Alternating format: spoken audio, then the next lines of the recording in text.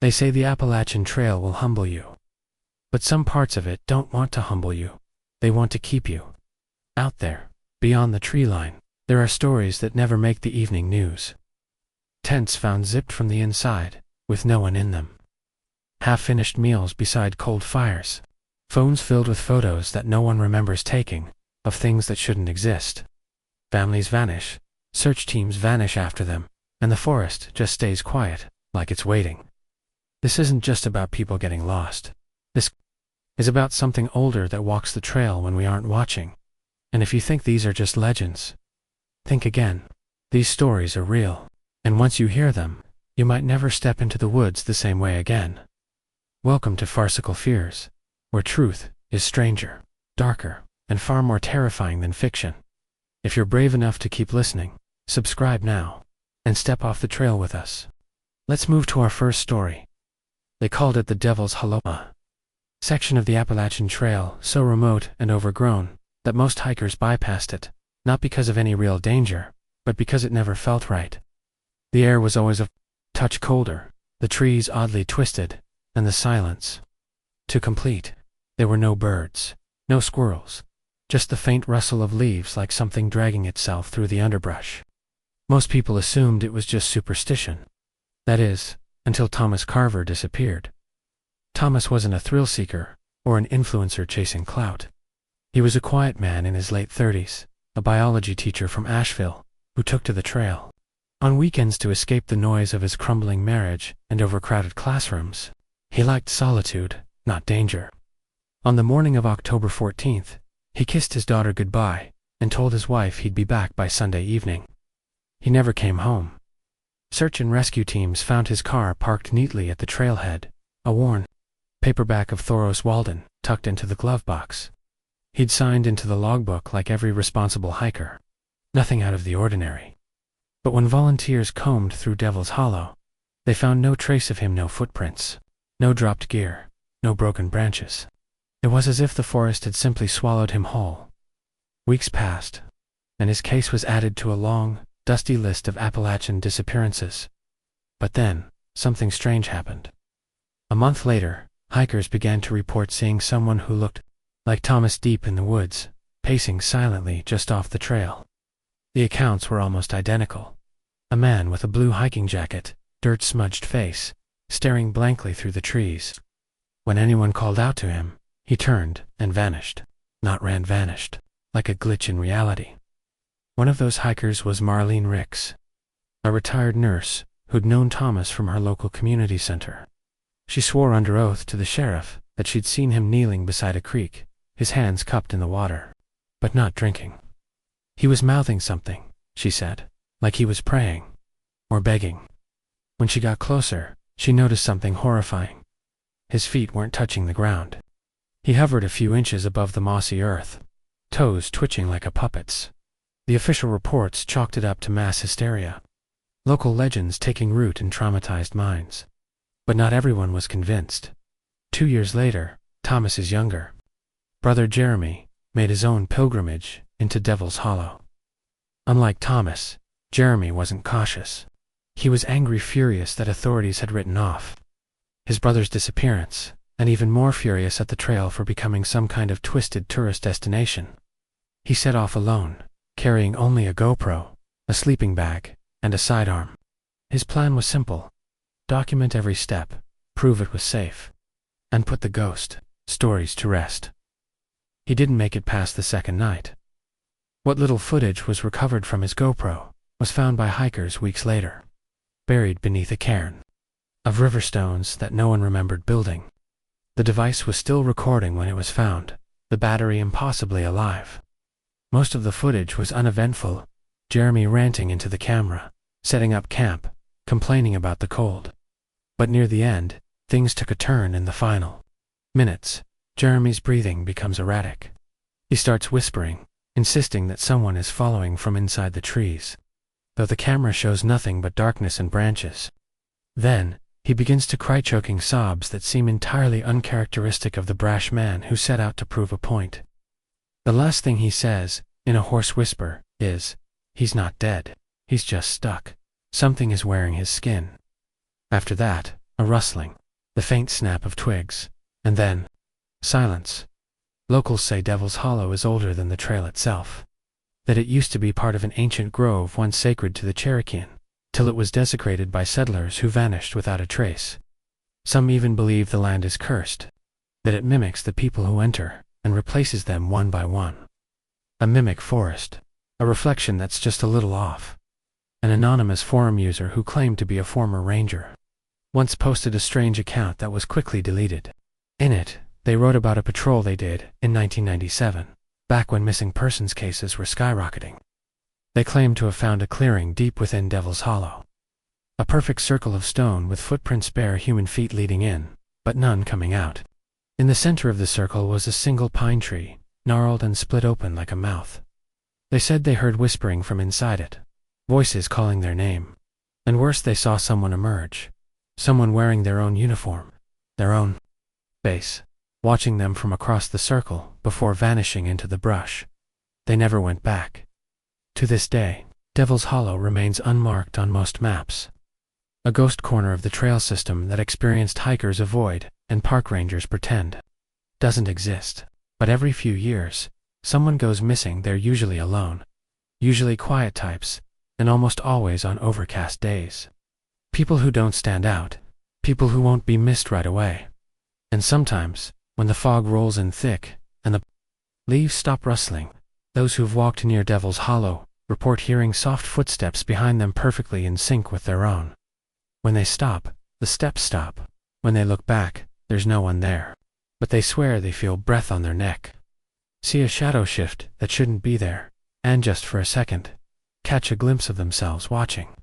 From the other side of the trees, no one knows what took Thomas Carver. No one knows what tried to wear Jeremy's voice. But if you ever hike that stretch of trail, and the air gets too still, and the forest starts to feel like it's watching you, don't turn around. Because whatever's out there in Devil's Hollow doesn't want you to leave it, wants to become you. Let's move to our second story. When Thomas Granger set out alone to hike a 40-mile stretch of the Appalachian Trail in North Carolina, he wasn't chasing any spiritual awakening or nature-filled escape from city life. He was chasing data, hard, irregular data. Thomas was a cryptid debunker by hobby and a data analyst by trade. And what had caught his attention were the dozens of disappearance reports from this very stretch. He wasn't a believer, not really, but patterns interested him. Over the last 20 years, this portion of the trail had accumulated almost 36 missing persons cases. This is most never resolved. No bodies, no credible sightings. He found clusters and patterns in the dates, rough similarities in physical descriptions, weather patterns, compass malfunctions, and pet behaviors. It was compelling enough to convince him to see it for himself. Armed with GPS trackers, a satellite phone, multiple battery backups, and a custom-made logging app on his phone, Thomas wasn't planning to vanish. He was planning to solve the mystery. He had planned to post regular updates, vlogs, even set up trail cameras. But just 2 days into his hike, all updates stopped. The strange thing was, Thomas's equipment didn't just go dark. His GPS tracker kept pinging, but the path it traced was erratic. First it followed the known trail markers. Then it veered off into an unregistered zone of the Pisgah National Forest. At one point, the GPS showed him circling the same coordinates for nearly 5 hours in a perfect figure-8 pattern, which no terrain map could explain. Then, a sharp northward line too fast, too smooth to be walking in. Then, ... Nothing. The signal vanished. It wasn't until weeks later that authorities launched a deep search operation. The area was remote, difficult, and dotted with dangerous cliffs, old mining shafts, and barely marked paths. They never found Thomas, but they did find something: strange strips of paper, neatly laminated, strung along tree branches like makeshift prayer flags. When unstrung and laid out, they formed a sequence: printed log entries from Thomas's app. A few lines per page, each log growing more erratic. The last one simply read, "I'm not alone out here. Something is walking beside me that doesn't make noise." Let me show you a few of those recovered entries. DAY 1, Entry 1. Clear skies. Phone service spotty, but app is logging fine. Everything is normal. Start at 8:04 a.m. Day 1, Entry 3. Just past the old ranger station ruins. Weird vibe here, but probably just the weather. Humid, static on radio. DAY2, Entry 5. Woke up to find my tent door open. Didn't hear anything in the night. Everything's still here. Must have forgotten to zip it. DAY2, Entry 6. Found old footprints along the trail. Not boot prints barefoot. Deep heel imprints, long toe spans, adult-sized, no drag. Who hikes barefoot out here? DAY2, Entry 7. Hiked 3.2 miles according to the tracker, but I've ended up exactly where I started. Not metaphorically. The same fire pit, same log I peed on this morning. Trees are in same configuration. Can't explain it. Rebooting GPS. DAY3, Entry 9. Something is following me, not an animal. I turn and hear nothing. It waits for me to move before following. I tried doubling back, fast it vanished. But there's always a branch cracking somewhere nearby. Rescue teams dismissed. The logs has symptoms of isolation-induced paranoia. But then something else turned up Thomas's trail cameras, recovered weeks later, and mostly intact. The footage, as expected, showed wildlife, forest, Thomas walking past every so often. But in the last few hours of footage, each camera captured something deeply unnatural. One frame at a time, a tall, thin humanoid figure began appearing in the background. Never moving on camera, only there, in single frames, standing utterly still behind trees, closer and closer in each new frame. The figure's proportions were off.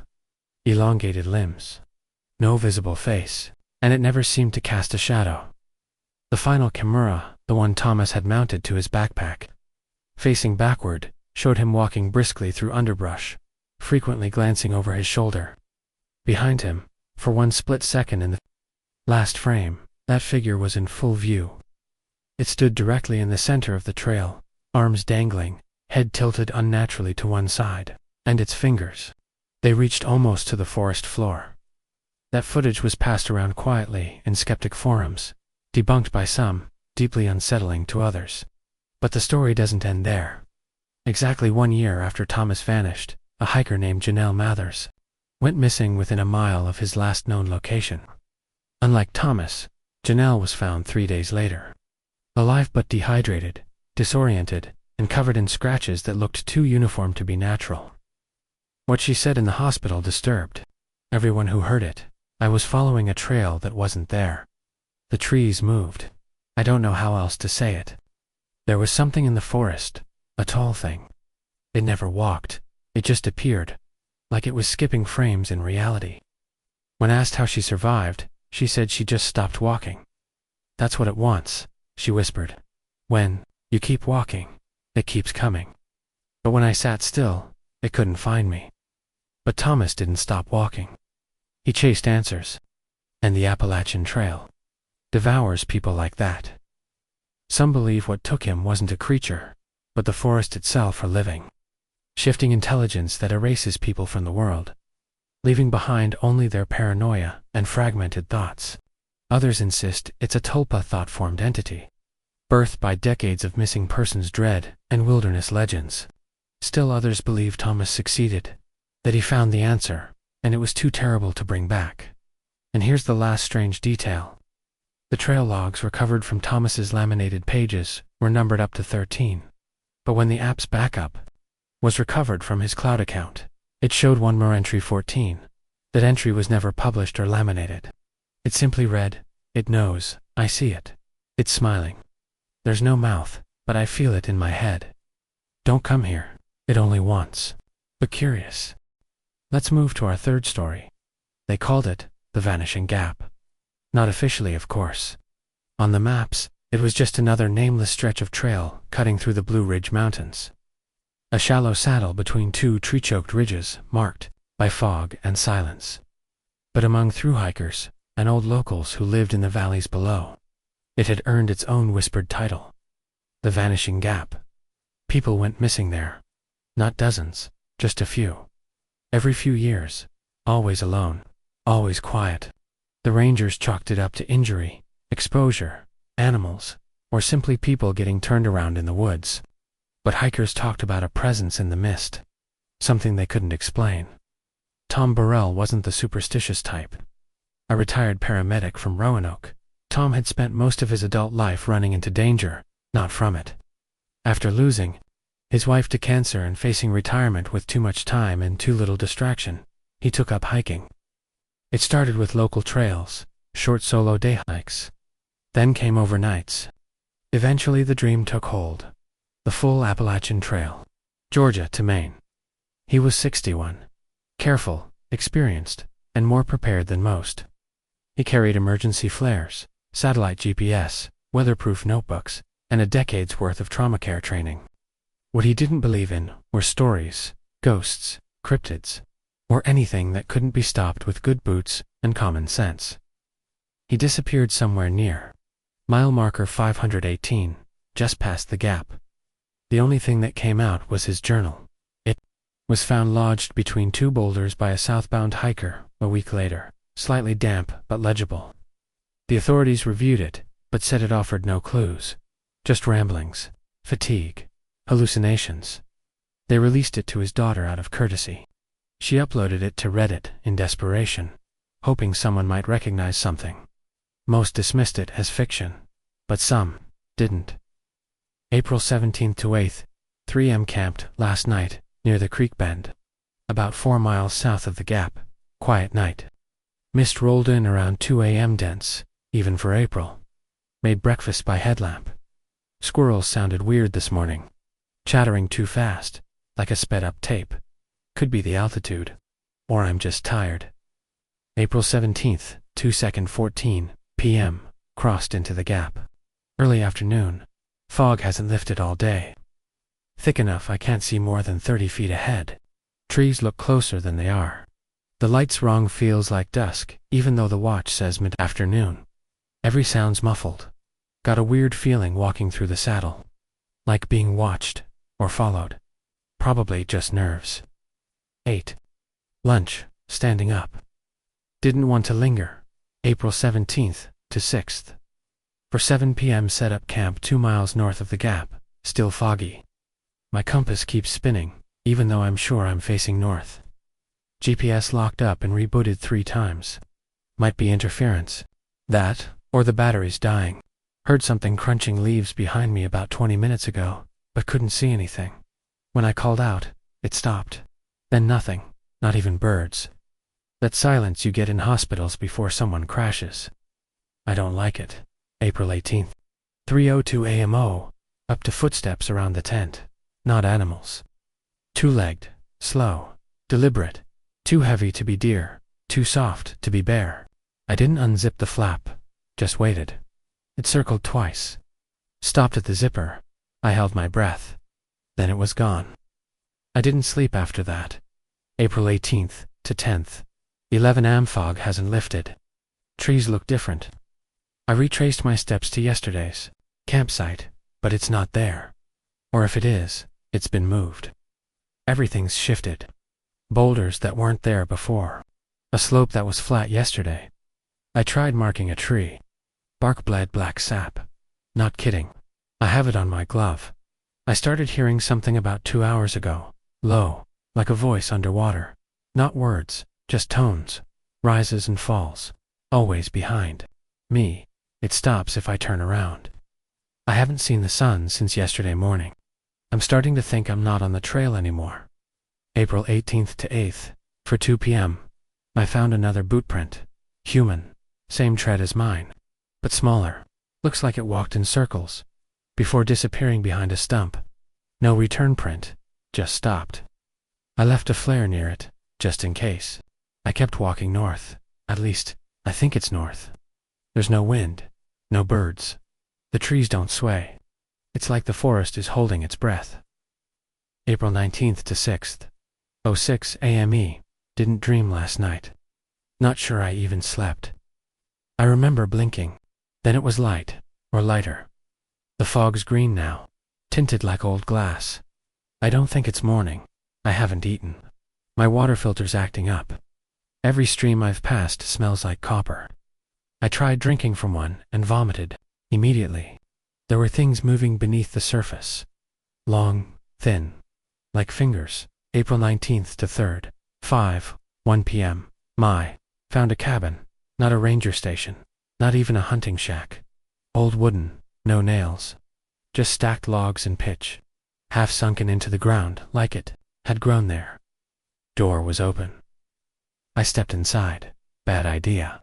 Everything went silent, even my own breath. The moment I crossed the threshold, I felt like I was underwater. The floor was covered in moss and hair. Long strands, black and wet. Something moved beneath it. I backed out. As I did, I heard my name. Not loud, not whispered, just there. Like it was always being said. It hasn't stopped. April 19th to 10th, to 6 p.m. I don't know where I am. I walked for hours. No sign of the trail. The trees are wrong. They curve backward, toward me. I swear, I passed the same tree 5 times. I left marker strips of my emergency. Blanket tied to branches. They're gone. My flares won't light. My flashlight flickers and dies if I shine it at the forest. The only direction I can go is forward. But forward just brings me back. April 20th to 12th 0 am something is following me. It doesn't walk. It waits. I can feel it now, like a pressure in my chest. Like I'm being remembered by something older than thought. I caught a glimpse of it reflected in a puddle. No face. Just shadow and antlers. Not like deer antlers. Longer. Too many points. Curling like branches. I think I've seen it before. In a dream. Or maybe it's been in every nightmare I've ever had, and now it's just taken shape. I don't think it wants to kill me. I think it wants me to belong to it. That was the last entry. The journal ends with a line scratched, so deep it nearly tore through the paper. It knows my name. Some hikers believe Tom got turned around, wandered off trail, and fell to exposure. Others say he found something he wasn't meant to see. His body was never recovered. But 2 years later, another hiker posted a blurry photo taken in that same section of trail, figure barely visible through the mist, standing perfectly still between the trees. The caption read, "He waved, but his mouth didn't move." And stitched into the base of a nearby tree, burned into the bark, was one phrase, "Welcome back, Tom." Let's move to our 4th story. The Appalachian Trail is known for its endless beauty and unbroken path of rugged hills and whispering trees. But even the most well-trodden trails can hide secrets, and the forest never forgets. This story begins in 1994 with a man named Eddie Corman. Eddie wasn't the type to spook easily. He was a survivalist, a self-styled expert in bushcraft and wilderness living. In his early 40s, with a beard like weathered moss and hands hardened by decades of manual labor. Eddie had recently retired early from a job in construction after winning a modest settlement over a workplace accident. With nothing tying him down, he set off on what he called his last long walk, a solo hike from Springer Mountain in Georgia, all the way to Mount Katahdin in Maine. He brought a journal, a camera, and a small tape recorder, planning to document the journey as a gift for his son, whom he hadn't seen in years. The first leg of the trip went smoothly. Eddie mailed letters home from towns along the trail, filled with typical stuff weather updates, descriptions of wildlife, and how he finally figured out how to keep his coffee hot past sunrise. But once he crossed into Virginia, the letters changed. His tone darkened. He mentioned strange things happening around dusk, trees creaking when there was no wind, soft knocking sounds outside his tent, and a low humming that sometimes woke him at night. He chalked it up to nerves. But there was one phrase that stood out, written in trembling pencil. "I think something is following me."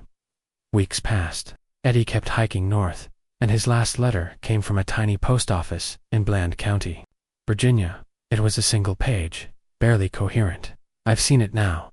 It's not a bear. It's not a person. It waits until it's just too dark to see, and then it moves. It doesn't walk, it leans, like a tree in wind. But there's no wind. If I don't send another letter, don't come looking." The authorities found his camp weeks later. It was miles off the main trail, hidden in a clearing behind a curtain of brambles. His tent had been collapsed, not torn or shredded, just crushed. His backpack was still there, zipped up and packed tight, but there were no signs of Eddie, no struggle, no blood. His journal had stopped 3 days earlier, but the tape recorder was still there. And it had been recording. The audio was a mess, mostly ambient forest sounds, wind, crickets. But near the end of the tape, there was something else. A whisper, low and rhythmic, almost like chanting. The words weren't in English, or any recognizable language. Then came a groaned bait, ancient, like the earth itself exhaling. And then a scream. Not panicked or wild, but defeated. As if someone had given up mid-cry. The last sound was a steady tapping, like fingernails on bark. Local authorities dismissed the case. They said Eddie probably got lost, disoriented, maybe fell, or was attacked by animals. They never explained the tape. His son posted it online years later. Reddit threads exploded with theories: cults, skinwalkers, infrasound, government experiments. One user claimed to have enhanced the tape and isolated a voice in the background, just beneath the whispering. They said it repeated one word, still. 2 years after Eddie disappeared, a group of hikers found something strange not far from where his camp had been. It was a dead tree, leafless, and somehow standing straight, despite being completely hollowed out. Inside, scrawled in charcoal, were the words, "Don't lean too long." The story might have ended there, but in 2003, a park ranger named Mallory Bishop vanished while investigating illegal campsites in the same area. Her last radio message was garbled, but included a strange phrase: "It's standing again." Her body was never found, but her radio was discovered neatly placed on a rock. Its battery drained and melted. The legend of the leaner spread after that. Hikers passing through that stretch of the Appalachian Trail started leaving offering stones, carvings, sticks arranged like small kneeling figures. Some said they heard it at night, a creaking rhythm that matched the wind, except there was no wind. One hiker swore they saw a tall figure bending at an unnatural angle near a grove of sycamores, then vanish when they blinked. In 2011, a youth named Kara Maddox set out to document Appalachian ghost stories and disappeared while filming in the same region. Her last video upload was strange. It featured static for most of its runtime, but near the end, the picture briefly flickered. A frame showed Kara's terrified face illuminated by green light, then a shadow behind her, long, curved, human-like, but wrong. Her channel has since been frozen by her family. They say her account still gets random logins from unknown devices. In 2019, a veteran hiker named Sam Parkin wrote a long blog post titled, "What I Saw in the Hollow." He described walking into an area where birds stopped singing, the air felt heavy, and the trees seemed to lean in toward him. He turned around, only to realize he couldn't retrace his steps. The trail had vanished. He said he spent 3 nights lost in a loop, always ending up back at the same dead tree. He eventually found his way out when he followed the sound of a bell. There was no bell on the trail. When he got back to town, he realized 3 days had passed. He swore he'd only been gone for a few hours. His story might have been ignored if it weren't for the photograph he posted, along with it taken from the edge of the forest, showing a faint silhouette far down the path, a figure with limbs too long, and a torso that seemed tilted. The image has been dissected and debunked repeatedly. But no one can explain the original file's metadata, which shows it was taken 5 minutes before his phone's battery registered as completely drained. So what is the leaner? Some say it's a guardian of a place never meant for human feet. Others believe it's an echo of something ancient, something that came before the trees, before the trail. A being that watches, waits, and collects those who wander too far off. The path its presence doesn't strike, suddenly it leans into your life slowly, invisibly, one bootstep at a time. To this day, rangers warn hikers not to stray from the trail, especially around Bland County. Trail markers seem to disappear more often there. Phones die faster. GPS gets scrambled. And sometimes, in the distance, hikers report hearing a faint creak, like a tree about to fall. But nothing ever does. Hikers who return often say they never felt scared, just watched, observed, not hunted, but measured. And that's the part that sticks with them. The sense that, whatever it was, decided they weren't worth the effort. Because it's not just about where you go, it's how long you lean. And once you do, once your weight rests into the forest too deeply, the leaner sees you. It knows you'll never fully stand again, and neither will it. Let's move to our fifth story. It was early autumn when Evelyn Mallory, a seasoned trail runner from Vermont, decided to take a solo trip along the Appalachian Trail. Unlike many who journeyed for peace or challenge, Evelyn had a more scientific purpose. She was studying how isolation in deep wilderness impacted cognitive clarity and experiment, inspired by her late sister, Fiona, who vanished on a hiking trip in the same region a decade ago. Evelyn had never fully accepted the accidental fall theory police had provided. Fiona was careful, methodical. Evelyn believed the woods had taken her, whatever that meant. Now she was here, tracing her sister's final route. Determined to understand what happened by stepping into the same void, she carried the essentials: dehydrated food, a GPS beacon, solar charger, a GoPro she wore on her chest, and a journal. The forest in early October shimmered, with dying light, the leaves crimson and rust-colored. The air brittle with the coming cold.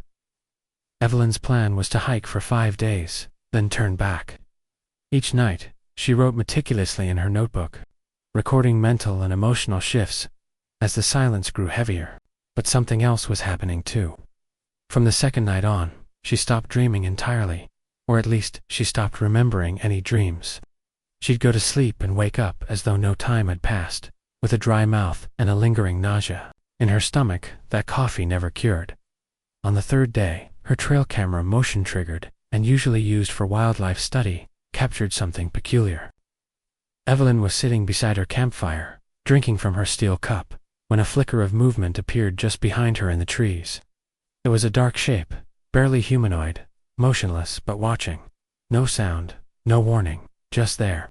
The footage lasted less than 3 seconds before the lens became foggy and obscured. Evelyn watched the video again and again that night, trying to convince herself it was just an animal, or a tree branch twisted oddly. But it stood too still. It had symmetry. She slept with a knife that night. By the 4th day, Evelyn began noticing the forest itself had changed. Trails that were once familiar no longer lined up with the maps. Landmarks: an unusually shaped rock, a tree was scorched, bark vanished entirely, even though her GPS said she hadn't veered far. Stranger still, the woods seemed too quiet. Birds no longer chirped in the morning. No squirrels rustled in the leaves. It was as though the forest was holding its breath. And then, the voices began. They started faint, like distant conversations carried by the wind. Evelyn would stop walking and spin around, but there was never anyone there. She tried to record them, but playback revealed only the rustle of leaves and her own breath. That evening, as she set up camp, she discovered a folded page tucked into the outer flap of her tent. She hadn't put it there. She was sure of it. The paper was yellowed, brittle, and written in smeared graphite. It was a letter. Evelyn, don't follow me. I stayed too long, and now I can't leave. The trees speak in circles. I'm not alone, but there's no one left. F. Fiona. Her hands trembled as she held it. It was Fiona's handwriting. She'd memorized it from birthday cards and old-school projects. But how? Fiona had never brought paper on her last hike. Had someone else found her, written it as a cruel joke? No. She knew it was real. Evelyn pressed forward the next morning, driven by a burning desperation. The trail narrowed, and the air grew damp and musky, as though she were descending into something far deeper than a valley like the earth was folding over her.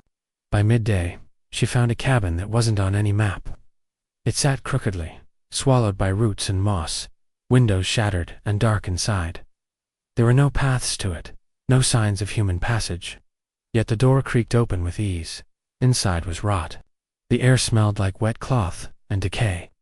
Her flashlight caught glimpses of shredded fabric, broken dishes, claw marks on the wooden floor, not like animal claws, but human fingernails scraped into the wood, gouged out in desperate arcs.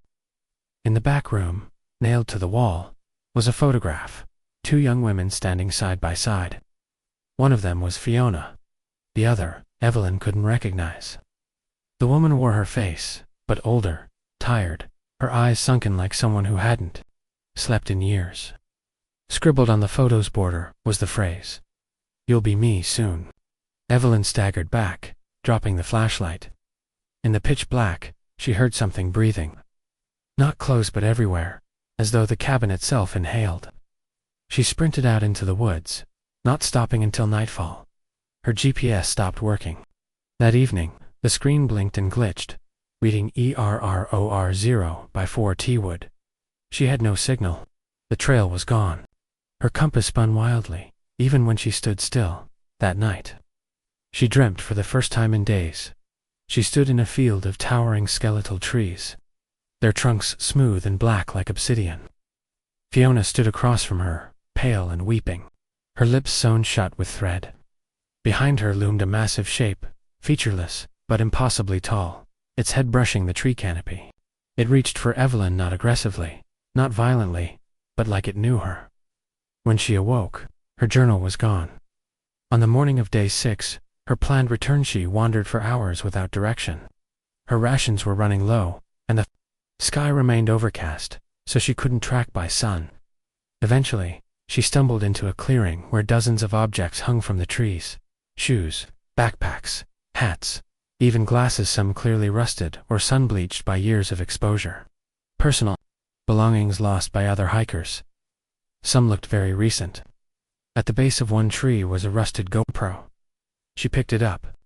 It was dead, but when she checked the memory card in her solar charger later, it revealed footage. It showed a woman, not Evelyn, but someone eerily similar, walking through the same forest, talking to herself, mumbling about finding her sister, tracing her steps. Then a static hiss, a deep moan in the distance, and her screams. The last frame showed the inside of the same crooked cabin Evelyn had visited. Only this time the walls were covered in photographs of different women, all with Evelyn's face, but aged differently. As if they were all alternate versions of her, trapped in this place. She deleted the footage. Or tried to. The files wouldn't erase. The device buzzed in her hand, too warm by nightfall. Evelyn realized she was not alone. Figures began appearing between the trees, not fully formed, more like impressions burned into her vision. One stood perfectly still, 20 feet away. Another crawled along the ground. They didn't chase, they didn't speak. They watched. When she turned her back, they were closer. When she lit her lantern, they vanished. Her flashlight failed. The darkness grew sentient. On the 7th morning, Evelyn snapped. She began muttering to herself, scrawling messages on tree trunks using charred wood. Don't forget who you are. You are not them. Fiona was real. Her food was gone. Her lips cracked. She spoke to shadows like they were old friends. In one of her final recordings, she whispered directly into her GoPro. I don't think the forest is a place. I think it's a being. I think it remembers everyone who gets lost here. And I think it's trying to become me. That video was recovered 2 years later by another hiking party, though no trace of Evelyn was ever found. Her tent remained, along with the journal, its pages empty, except for the final one, which read, "They showed me a mirror, and I saw all the lives I never lived. Now they wear me like skin." Park rangers dismissed it as a hoax, the product of someone with too much imagination or a need for internet fame. But hikers still report strange phenomena near that same stretch of the trail. Whispers, dreams they don't remember. And in the right light, just past the tree line, they say you can see a woman walking. Always just far enough away that her face can't be seen. Let's move to our 6th story. Title: The Signal Tree. The fog rolled in so thick it seemed to muffle sound, swallowing the forest in a soft, oppressive silence. Nora had always hiked to escape the noise of the world, emails, deadlines, and buzzing phones, but now she wished for anything but the deafening hush that surrounded her. She was 4 days into the Appalachian Trail, somewhere deep in North Carolina, and something had begun to feel wrong. It wasn't just the fog. It was the feeling that she was being watched. Nora was an experienced solo hiker.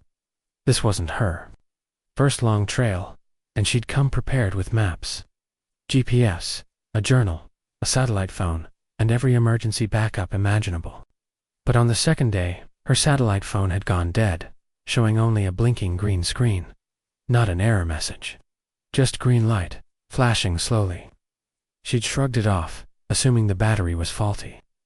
But now her compass had started spinning, and her paper map felt outdated. Trails didn't line up. Trees that should have been marked were missing. And worst of all, she kept seeing it. The tree, a massive, twisted oak, blackened like it had been struck by lightning. Deep scars along the bark that seemed too deliberate, like symbols had been burned into its surface long ago. At first, she'd thought she was looping by accident. But she'd marked the path. She knew her bearings. She wasn't walking in circles. The tree was moving. She didn't tell herself that out loud, not at first.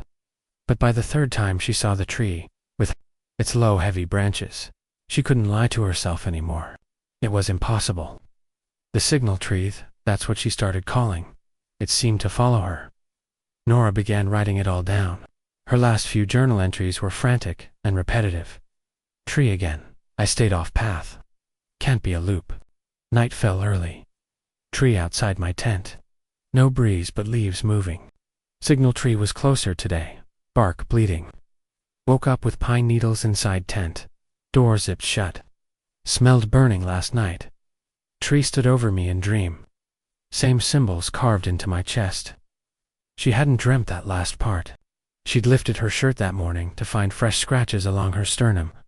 Faint but forming a strange looping spiral she didn't recognize. The strangest part was, no matter how far she tried to go, she couldn't reach help. Her GPS couldn't find a signal. No hikers crossed her path. Even wildlife had grown scarce. The woods, once filled with birdsong and rustling leaves, had gone dead quiet.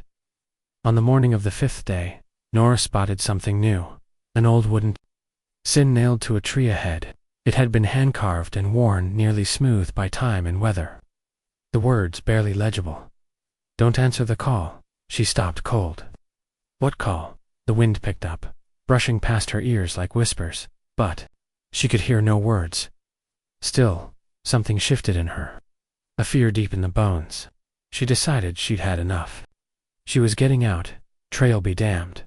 She left the path completely, using the sun to guide her west. Following her compass, even though the needle twitched unnaturally that night. She made camp in a rocky alcove beneath a cliff, trying to keep her back covered.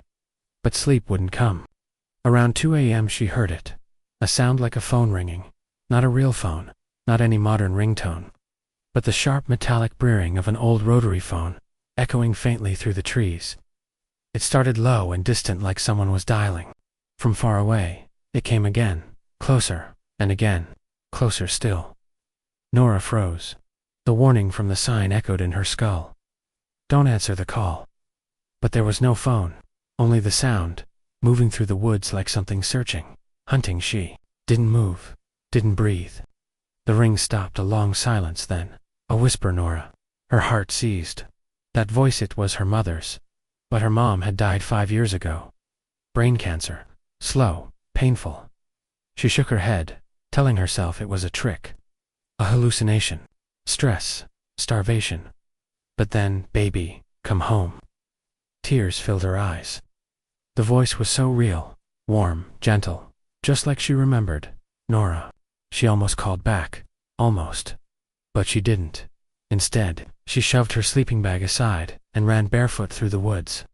Branches tearing at her face, the whisper chasing her between the trees. And always, behind her, the low, haunting, breathing.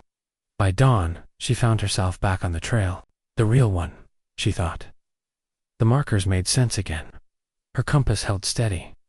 But so did the sound. It hadn't stopped. Only now it was inside her ears. A dull, constant ring, like tinnitus. And worse, her chest burned. The symbol had deepened.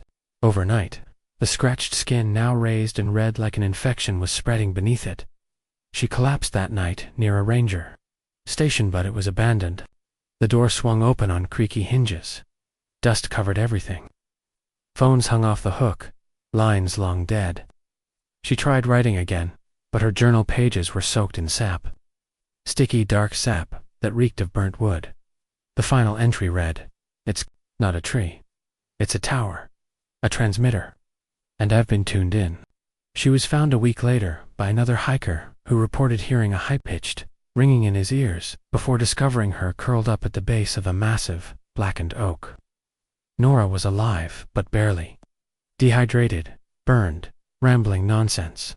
She was airlifted out and taken to a psychiatric facility where she remains under observation. The staff report that every night at 2 a.m., she sits up in bed and answers an imaginary phone call. They say she listens for several minutes, nodding slowly, then says, "I understand. I'll return soon." Doctors tried tracing her hallucinations to trauma, to dehydration, to psychological breakdown. None of them have an answer for the spiraling burn mark on her chest, or why it reappears on full moons, or why the staff started hearing the phone ringing too. Let's move to our 7th story, the Wailing Rock. They say if you hike far enough into the remote valleys, just south of Klingman's Dome, past the overgrown switchbacks, and where the ridgelines fray into craggy fingers, you'll come upon an ancient rock that hums with something not quite right. Locals call it the Wailing Rock, not for how it looks, but for the sound it makes after dark. A low, sorrowful moan like wind across an open grave, and some say, if you listen long enough, you can hear your name in it. I wasn't looking for folklore when I set out on my solo backpacking trip that summer. I was looking for silence. My younger brother had died 6 months earlier in a car accident I should have stopped. Survivor's guilt had gnawed at my stomach for half a year, and the walls of my apartment were beginning to close in. I'd grown up hearing about the Appalachian Trail from our grandfather, who once hiked stretches of it in his 20s, and it always seemed like the kind of place people went to find themselves or, at least bury what they couldn't carry.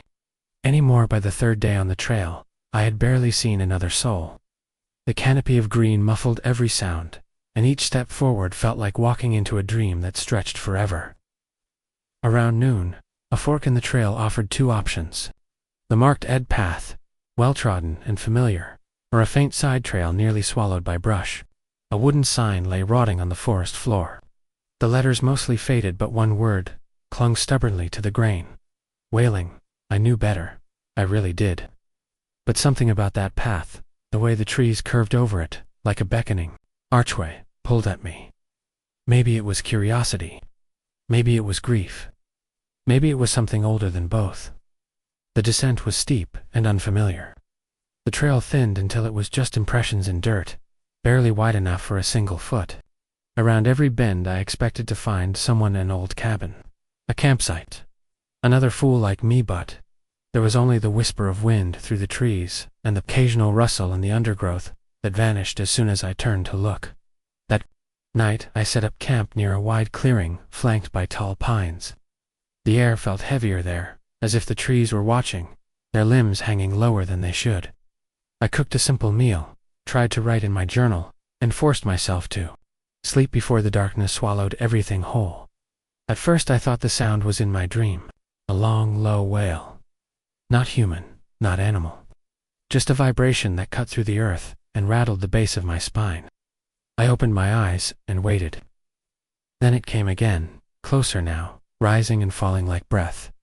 I sat up, my tent trembling with every note. Then it said my name. I wish I could describe it better. It wasn't like someone calling from far away. It wasn't even a whisper. It was like my own thoughts had been hijacked, twisted, and thrown back at me in a voice that didn't belong to anyone alive. I didn't sleep again that night. In the morning, I packed my gear in a daze and pushed forward, desperate to find the source, to prove to myself that there was a rational explanation. Wind through rocks, shifting trees, a trick of acoustics. The trail dipped down again and spilled into a basin of boulders, moss-covered and blackened with age. In the center stood a single upright stone, taller than me, carved with grooves that spiraled inward like a fingerprint. The Wailing Rock. I approached, slowly. Every step heavy with resistance, as though the air thickened the closer I got. The ground beneath it was scorched, bare of moss, and littered with bones, not animal bones, not entirely. Some looked disturbingly human, jawbones cracked clean, femurs gnawed on like sticks. I told myself it was just forest debris, but I couldn't look away. Then, the moaning started again. Not from the forest this time, but from inside the rock. I know how that sounds, but there was no mistaking it. The stone vibrated under my touch, and the moan echoed upward, growing louder until I had to cover my ears. And in that sound, I heard voices, my brother's, my mother's, my own. It was morning, that rock mourned. I stepped back, heart pounding, when the ground shifted slightly under my feet. The earth cracked just enough to reveal something beneath cloth, frayed and buried, clinging to what looked like a hand. I stumbled and fell hard, scrambling away. My vision swam with panic, and when I looked back, the hand was gone. But I knew what I saw. I fled the basin, blind with fear, crashing through the woods in any direction that wasn't toward that rock. The forest didn't seem to want to let me go. I swear the trail moved beneath my boots, turned me in circles, stretched hours into days. My map was useless. My compass spun erratically. I drank sparingly, rationed food, and clung to the hope that I'd find the ad again, that night. I found a small cave to rest in. I didn't sleep. The moaning followed me, faint but constant. My name repeated every few hours, each time a little clearer, a little closer. Then came the scratching. Inside the cave, just beyond the reach of my flashlight, something moved. I held my breath, not daring to blink. Then two glowing green eyes opened in the darkness. Not animal, not human, just ... Wrong. I screamed and bolted, losing my pack and nearly tumbling off a ravine. I didn't stop running until the sun rose again. On the 5th day, starving and delirious, I stumbled into a ranger station near Fontana Dam. They said I was lucky, that hikers go missing all the time in those parts, that I must have gotten turned around. I didn't tell them about the Wailing Rock. They wouldn't believe me. I barely believe it myself. But I can still hear it sometimes, just before I fall asleep. That low weeping sound carried on the wind. And my name, whispered like a promise. I looked it up once. There are no official records of a Wailing Rock in the Smokies. But if you dig deep into Cherokee legends, there's mention of a cursed stone placed by spirits to trap sorrow itself. A place where grief takes form, latches on, and never lets go. I'm not going back. I couldn't even if I wanted to. But if you're ever hiking south of Clingman's Dome, and hear your name in the wind, keep walking. Don't look back. Let's move to our 8th story. They never found the body of Matthew Crane. He was an experienced backpacker, a biology professor from Vermont, who had hiked the Appalachian Trail 5 times before. But in the fall of 2019, he set out alone to explore a less traveled stretch between Virginia and North Carolina, a route peppered with rumors, strange disappearances, and whispered warnings from locals. Matthew, being a man of science, dismissed the lore. He even wrote in his trail journal, "Fear thrives where knowledge ends." The last anyone heard from him was a photo he posted on his social media, a misty path lined with ancient oaks, the caption reading, "Back into the bones of the world." Then silence. His family reported him missing 2 weeks later. The search lasted for nearly a month. Rangers, dogs, helicopters. Nothing turned up. Eventually, the case faded like so many others. Another name scribbled into the Appalachian Trail's growing list of those who vanished. But this isn't a story about Matthew. It's about the man who found his camera. 3 years later, in late summer of 2022, a hiker named Daniel Rowe was exploring the same section of trail. He wasn't an expert, in fact. It was his first solo trek. He was a quiet, reserved man, 32, divorced, looking to clear his mind and reset his life after a year of job loss and heartbreak. He picked that path by accident, trusting a Reddit forum that claimed it was peaceful, secluded, and wildly beautiful. The first few days were uneventful. Daniel documented his progress on a handheld camcorder he'd brought along, mostly to make a vlog. He wasn't famous online, maybe a couple hundred subscribers, but he liked the idea of chronicling the trip for himself. On day 5, the trail narrowed, the trees thickened. The map on his phone stopped working. He hadn't seen another hiker in 2 days. That night, his fire wouldn't light. No wind, no damp wood, just an unexplainable stillness, like the air had thickened. Even the crickets had gone quiet. In his final video for that day, Daniel whispered to the camera, "There's something wrong with the woods here. It's like they're holding their breath." On the morning of day 6, he stumbled off the trail and found the clearing dot. It was an odd sort of opening, not marked on any maps, yet perfectly circular. No underbrush, no fallen logs. Just moss-covered stones arranged in an almost purposeful arc. In the center of the clearing lay a black backpack, faded, ripped at the edges, buried in dirt and leaf litter. Inside was a moldy sleeping bag, a rusted flashlight, and an old Sony camera, the kind you don't see much anymore. The battery was dead. Daniel slipped it into his pack, not really understanding why. Maybe instinct, maybe curiosity, maybe something deeper. He didn't sleep that night. Branches snapped in the distance. There was a sound like whispering wind, but it moved in a circle around his tent, over and over, like it was pacing. The next day, he cut his trip short and hiked back to the nearest trailhead, 2 days' walk away. He didn't vlog on the return. The camera stayed tucked into his bag. When he finally got home, he couldn't stop thinking about it. The forest, the circle of stones, the quiet, but more than that, the camera. It took some doing, but he found a charger that worked. When the power came on, there was one folder, 56 video clips, all time-stamped October 2019. Daniel pressed play. The first few were simple. A man, presumably Matthew Crane, setting up his tent, describing soil samples, noting bird calls. But even early on, the tone was strange. He kept referring to dreams. Vague ones at first, standing in the woods without shoes, hearing laughter. The scent of rotting leaves. By clip 12, Matthew looked different. More pale, eyes sunken. He didn't mention animals anymore. He began talking to someone off camera. "Don't follow me today," he said to nothing. "I told you yesterday. I'm not going to turn around just because you're lonely." Then, a long silence. The camera kept rolling as he sat alone by a creek, muttering under his breath. A phrase he repeated again and again. "You are not the forest." In the 30th video, things took a turn. Matthew was filming himself running, not fast, a slow limping run, like something was wrong with his legs. The sound of branches snapping is clear. Something is following him. The audio is jumbled, but one word comes through mimic.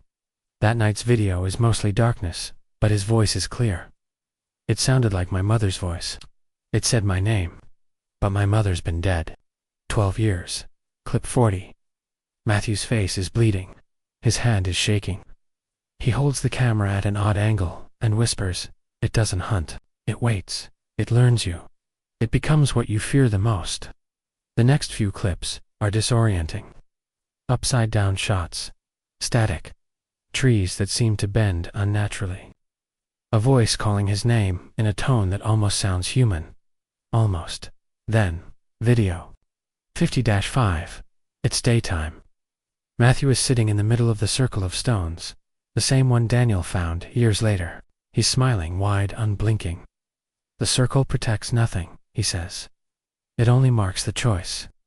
He turns the camera to his face and adds, "If you find this, it's already too late." The final clip is just 10 seconds long. A forest. Still. Silent then. A flicker, a figure standing between two trees. Its skin looks like bark. Its eyes are too large. Its mouth doesn't move. But a sound comes from the camera speaker, like someone crying inside a metal tunnel. Then, black. Daniel stared at the screen, paralyzed. He didn't sleep that night either. The next morning, he uploaded a video to his channel. Not the footage, just a story. .com, rational, trying to explain what he saw without sounding unhinged. He even asked viewers to help identify the man or the location. That video went viral. Within days, amateur internet sleuths connected the dots. The backpack matched the one Matthew's family had described. The date, the trail, the timing, it all lined up. A subreddit formed to analyze the footage. People dissected each clip, looking for answers. Some said it was all a hoax. Some were convinced it was real. Then people began claiming they'd seen the same figure, always in the woods, always silent, always watching. One user posted, "It came to me in a dream last night. I saw it just standing in the hallway of my childhood home. It didn't speak. It just smiled. Daniel deleted his account 2 weeks. Later, no one has heard from him since.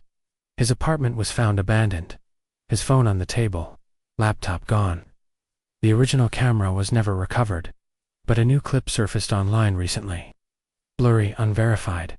It shows a forest, misty still, and at the very end, a single frame. A figure, smiling, wearing Daniel's hoodie. Let's move to our 9th story. They called it the Sound Trail. It was a stretch of the Appalachian Trail rarely spoken about in official guidebooks, tucked between Virginia's thick pine forests and the forgotten mountain passes. This segment had no signs, no maintained blazes. The trailhead was hidden behind an overgrown cemetery, where the stones leaned like teeth and the air always smelled faintly of damp moss and burnt matches. Locals never walked that path, and when asked why, they only offered a tight-lipped smile or a nervous shrug. I found the trail entirely by accident. My name is Jessa. I'm a sound engineer, the kind who hikes with a parabolic microphone, hoping to capture the perfect ambient hum of nature. I was in Virginia for a week-long solo hike, planning to map bird calls for a podcast series. My GPS was tracking fine until it suddenly froze, redirecting me toward a barely visible footpath. The strange part, as soon as I stepped toward it, the microphone picked up a sound, soft at first, like distant humming, not birdsong, not wind. It was a low, rhythmic vibration, like something alive. Curious, I walked forward. The deeper I went, the stranger it became. The forest felt compressed, like the trees were leaning in on me. Their branches arched overhead, muting the sky, filtering the light into a dim, greenish haze. I kept recording. The humming grew clearer. It wasn't machinery. It had pitch variation, a sort of pattern, almost like breathing. About 2 miles in, I found the first one, a boot, torn, caked in dried mud, lying beside a blackened tree stump. There were claw marks etched into the bark nearby, as if something had tried to climb up in a panic. My microphone buzzed as I got closer.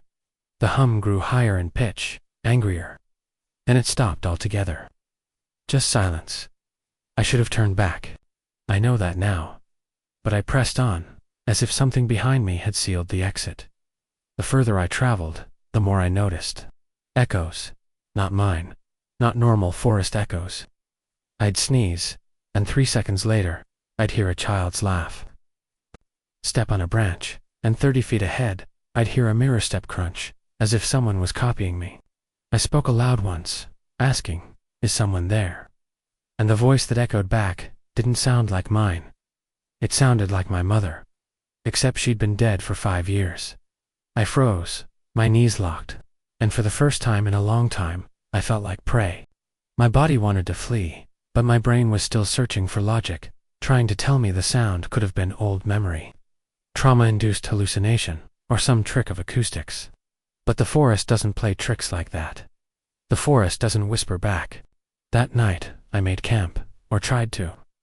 My flashlight flickered constantly, and every time I looked away from the trees, I swore they shifted. Not in the breeze, but by themselves. Like they leaned closer to hear me breathe. I laid out my sleeping bag near a flat clearing, far from the main trail. I didn't dare start a fire. I tried to sleep, but the sounds began again. It wasn't humming anymore. It was talking, not in English. The language was wet, gurgled, like it came from underwater throats. My parabolic mic picked up voices from multiple directions, overlapping, weaving in and out of pitch, as though the forest had 1,000 mouths. Then, in the middle of the chaos, one voice cut through, clear, deliberate. "Jessa." I sat up, heart in my throat. No one knew I was here, not even my editor. I grabbed the mic, twisted the gain, and aimed it at the direction of the voice. Nothing, just static. Then suddenly, a whisper, almost imperceptible, but still my voice. "Why did you come here?" I turned and ran. I didn't take my gear. I didn't check my compass. I just bolted. The trail had warped. The trees formed barriers that hadn't been there before. Thorns ripped at my skin.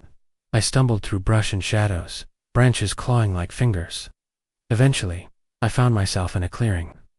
The moonlight bathed the area in silver, and in the center stood an old wooden sign, nearly rotted through.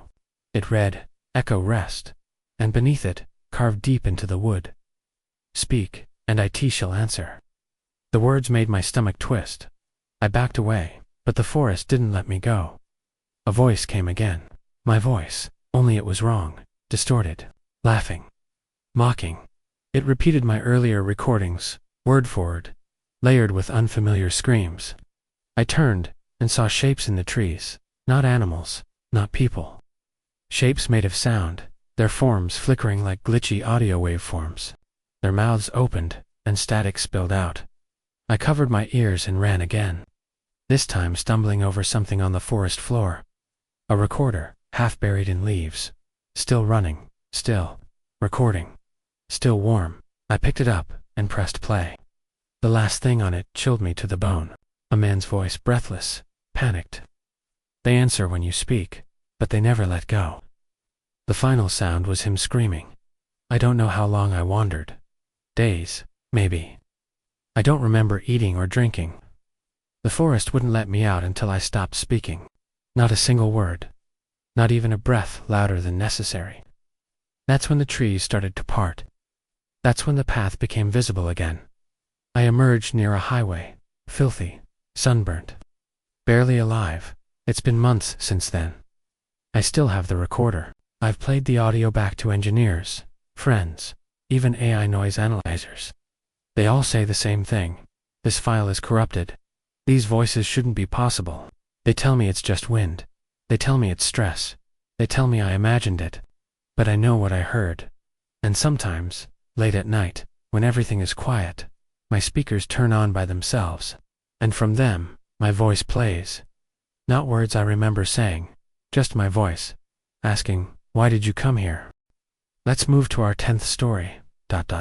For years, the stretch of the Appalachian Trail near Clingman's Dome has carried whispers, a place where the wind carries voices, and the trees lean just a little too close, like they're eavesdropping. The forest doesn't echo there, not truly. Instead, it swallows sound, smothers it, so even footsteps feel like they belong to someone else. Locals rarely venture past dusk, and hikers who've stayed overnight often return change-tired, in a way that sleep won't cure, and afraid, in a way that logic can't explain. Among those stories, none looms larger than what happened to the Dalton group in 1996. They were 6 close friends from Knoxville, Tennessee college grads, looking to reconnect with nature. The trip was supposed to last 3 days. Only one returned. Evan McAllister was the survivor, if you could call him that.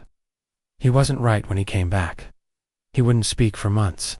When he finally did, it was fragmented, muttered mostly in his sleep, often accompanied by violent shivering. It was only years later, when confined to a psychiatric hospital, that Evan recounted what happened, pieces of it, at least through a series of recordings his therapist kept hidden until her death. They surfaced in a leaked file dump last year, and while many say they're an elaborate hoax, those familiar with the terrain near Clingman's Dome say Evan's words match the old legends that predate even Cherokee habitation. Something lives out there, something ancient, something that doesn't like to be found. Evan said it started on the second night. They'd made camp near an abandoned fire tower, long defunct, leaning slightly, overtaken by vines and rust. They'd joked about it, called it a horror movie set piece, but it had a roof, and the night promised rain. That's when the dreams began. Each of them, separately, described hearing soft sobbing that night close by, as if someone were crying, just outside the rotting tower door. But when they checked, no one was there. Just trees, and fog. Endless, swallowing fog. That night, Lizda, most skeptical of the group, wandered outside to prove there was nothing there. She didn't come back. Evan remembered finding her boots just 20 feet from the tower, facing opposite directions, like she'd taken them off in a hurry and walked away barefoot. But there were no footprints, no drag marks, no blood. Just silence. They spent hours yelling for her, circling the area, until darkness crept too close and forced them back. The next morning, Liz still hadn't returned. That's when they decided to head back down the mountain. But the trail, it had changed. According to Evan, The familiar markers were gone. The carved blazes on the trees gone. The stack of stones Liz had built the day before gone. The forest seemed different. Tighter, hungrier. Trees bent inward. Low branches brushed their shoulders. And the sobbing, now it echoed from every direction. That night, they didn't sleep. It wasn't just the crying. They began to see things. Shapes between the trees. Pale, thin bodies that disappeared when light hit them. And Evan he claimed something stood over him as he pretended to sleep. He didn't move, didn't breathe. But he saw it, a tall, distorted woman with black hair hanging like moss. Her face blank but her mouth wide open, leaking fog. The next to vanish was Mark. He'd wandered just 10 feet away to relieve himself. They heard him gasp, and by the time they reached the spot, no Mark. Just his flashlight, still on, beam pointing straight up. It flickered and died the moment Evan touched it. Panic set in. The remaining for Evan, Rachel, Dan, and Julia began running, breaking through brush. Thorns clawing at their arms and legs. They didn't care about the trail anymore. They just wanted down, any direction, anywhere not here.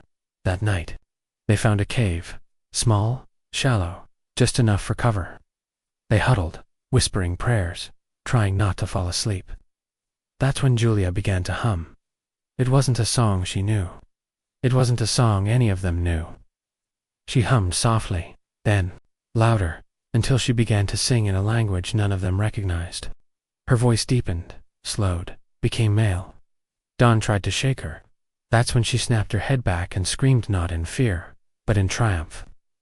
She ran from the cave into the night, her feet not touching the ground. She was gone. The fog rolled in thick. Rachel wept openly now, clutching a pocket Bible, muttering verses as if they'd form a shield. Evan said she didn't stop, even when the voices started. They weren't sobs anymore. They were laughter. Wet, wheezing laughter, echoing like it bounced through water. Dawn held a knife now, and Evan said he could see madness settling in behind his friend's eyes. Sometime in the early morning, Rachel stood up, walked to the edge of the cave, and began screaming into the woods. Liz's name, Mark's, Julia's, over and over, louder and louder. Then silence. Her body lifted off the ground. Not fast, not dramatic. Just slowly, like she'd been plucked upward by something unseen. Dan and Evan watched, frozen. She disappeared into the canopy. Dawn broke. He blamed Evan, said he was cursed, that he'd brought them here to die. That the crying woman only came for him. Dan attacked, stabbing wildly, Evan said. He felt the blade slice his arm, his chest, his cheek. But something stopped Dan, pulled him backward, not away. But Dan's scream was strangled by fog as he vanished into the branches above, as if snatched by a massive, invisible hand. Evan, bleeding and broken, staggered into the woods. He doesn't remember how long he walked. Hours, days. Time didn't exist anymore. The sun never rose. The trees never changed. But eventually, he stumbled into a ranger's outpost, delirious, half-dead, mumbling about a woman made of fog who sings in stolen voices. No bodies were found, no footprints. The tower was gone.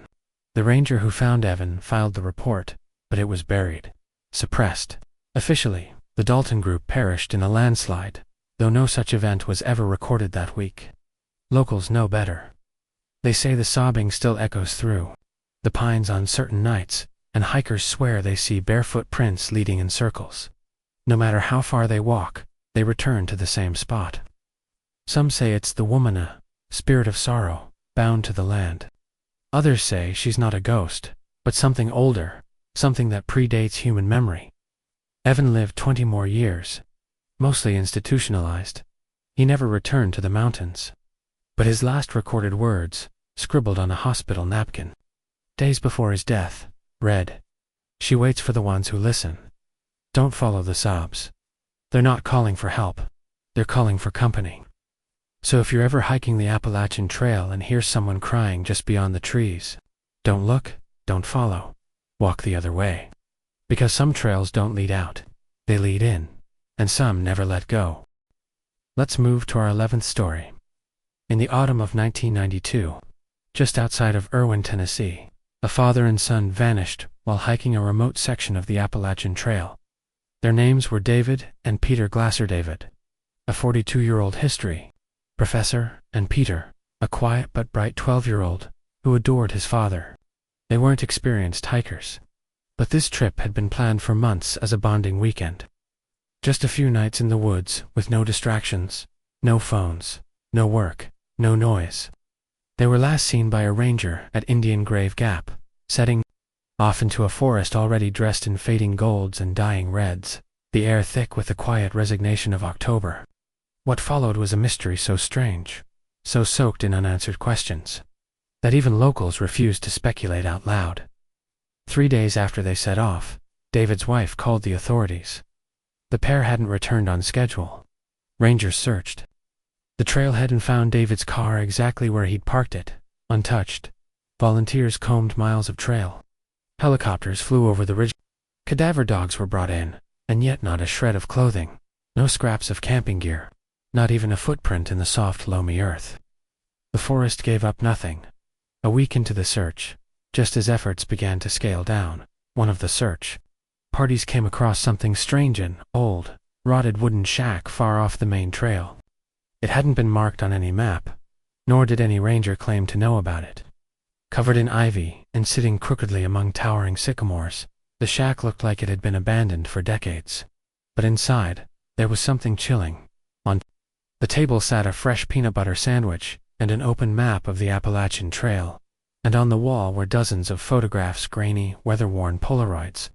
They showed different people, all in the woods, all looking startled or afraid, and in each one, there was a blurrsome thing humanoid, but not quite right, just out of focus. Lingering in the background, one of the photos near the bottom of the wall was clearly David and Peter Glasser. They stood in a clearing, David pointing at something, Peter looking over his shoulder with a confused expression. Behind them, the blur. The photographs were confiscated. The shack was sealed. Officials offered no comment beyond vague statements about unauthorized hunting structures and possible hoaxes. But within weeks, rumors leaked. The blur, some said, wasn't just in the photos. Several search and rescue members quit immediately after finding the shack. One reportedly never spoke again. Months passed. Then something happened that forced the case back into the public eye. A backpack belonging to Peter was found 40 miles north, near Roan Highlands, deep in a gully. Inside were his inhaler, a journal, and a disposable camera, unusual since no one remembered them bringing one. When the photos were developed, they told a story of dread. The first few were typical. Trees, rocks, Peter making a goofy face, David by a campfire. Then came a picture of a strange symbol carved into a tree, inside spirals, like a fingerprint. The next photos grew darker, more erratic. A shot of the same symbol on a rock, then on the dirt. Then one blurry photo of what looked like long fingers pressed against the camera lens. The final image was nearly black. But after editing, the lab discovered something, Shakuna pale face, impossibly stretched, eyes black and vacant. The film's edge was burnt, as if exposed to heat or light, too intense for natural development. Local legends soon spread. Some called it the hush thing, an entity that doesn't make noise. It watches, follows, collects. The Appalachian folklore was rich with similar tale spirits that snatch voices, walkers who vanish without a sound, forest shapes that seem to mimic you until they're not mimicking anymore. Some tied it to Cherokee myths, others to settler journals that recorded unexplained silences where even insects stopped buzzing. One of the most unsettling entries came from a 1936 logbook written by a trapper named Elias Boone. He wrote of silent echoes in the trees, of a second wind in the leaves that didn't match the first, and of finding his own footprints walking back toward him. His final entry simply read, "There's another me, watching, smiling too wide." Peter's journal was light on detail, but included odd sketches. One page showed the trail, normal. The next, the same trail, but all the trees leaned inward, closing off the sky. Then a series of stick figures, each progressively scribbled out, until only one remained standing beneath a spiral. Some dismissed it all as folklore, the makings of trauma and paranoia. but others, especially locals who'd grown up hearing strange tales of lights in the hollers, of voices in empty woods, of shadows that kept pace without footsteps, took it seriously. The Glasser case never closed.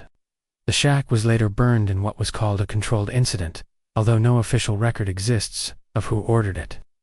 The photographs vanished into a federal archive. Rangers stopped commenting. In 2004, a group of teenagers hiked the same trail. One went missing.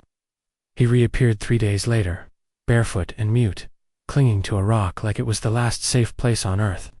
He recovered enough to whisper one thing before slipping back into silence. "They smiled like me." Let's move to our 12th story. In the deep winter of 2001, along the rugged ridges of the Great Smoky Mountains, a small group of hikers disappeared near a section of the Appalachian Trail that locals rarely spoke of. The ridge, nicknamed Whispering Ridge by the old-timers, was known for sudden storms and dense fog. But it was also rumored to carry a more sinister reputation. Stories passed down from generations told of a presence that moved silently between the trees, a figure so subtle it could vanish if you tried to look directly at it. Most dismissed these tales as old mountain superstitions. But for the hikers who vanished, those stories would prove disturbingly real.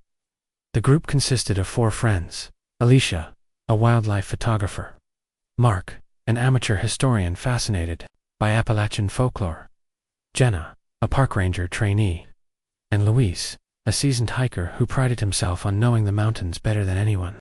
They were excited for a weekend trek, planning to document their journey in photos and notes for a personal project on abandoned trail settlements.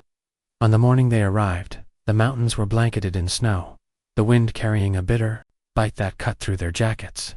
Despite the cold, there was a strange calmness, as though the forest itself had paused to watch them enter. As they followed the trail, Luis noticed that the usual markers seemed oddly shifted.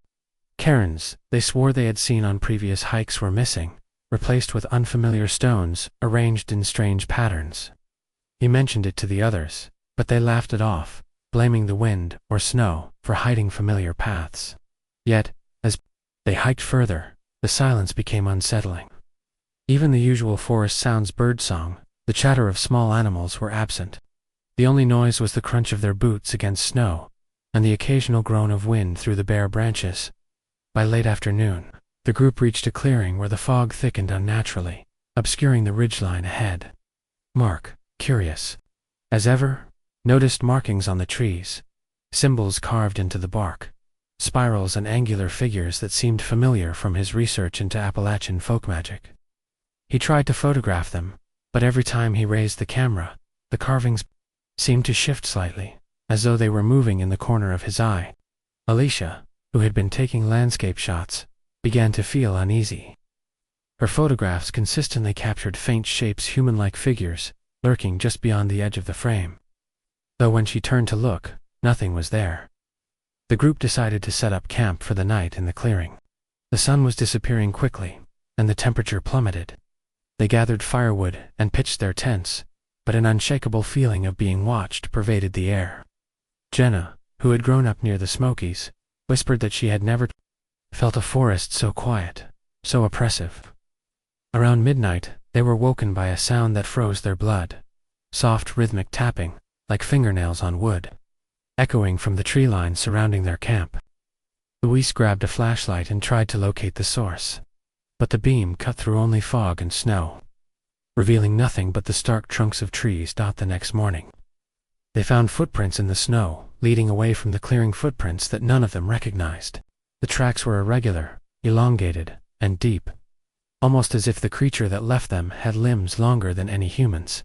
They decided to follow the trail, hoping it might lead to something familiar, but as they progressed, the fog thickened, twisting the landscape into shapes that seemed almost dreamlike.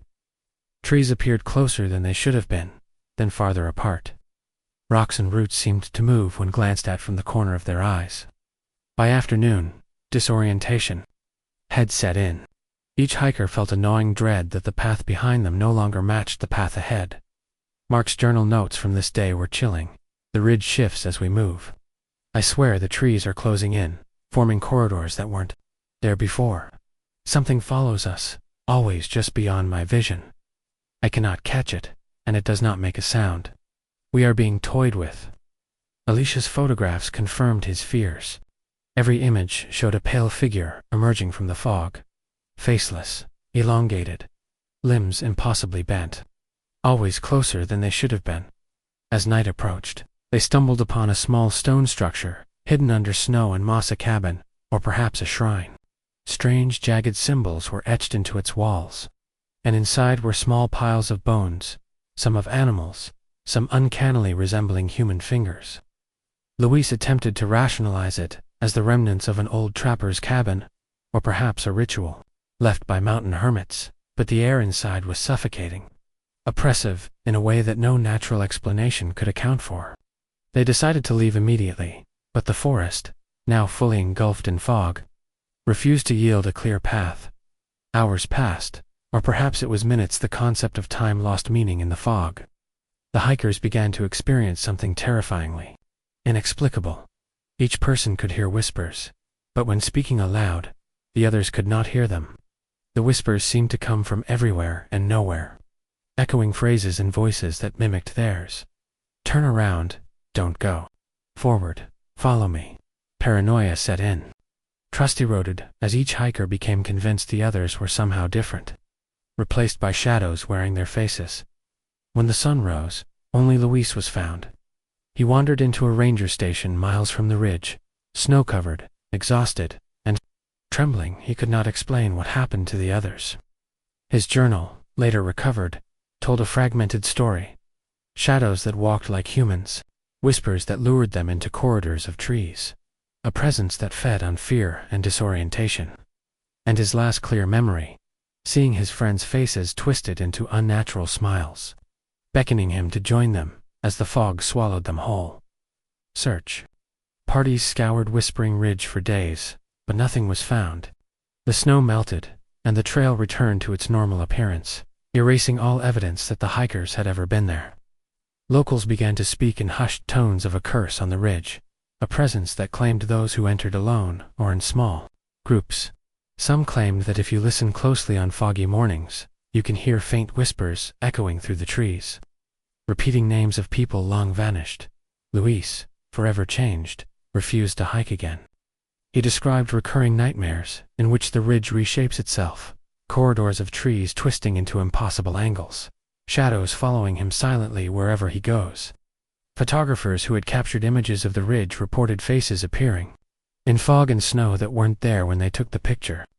Scholars who researched Appalachian folklore began to note parallels between this ridge and older legends of forest tricksters, spirits or entities that bend reality and feed on fear and disorientation. Decades later, hikers, occasionally, report strange encounters on Whispering Ridge.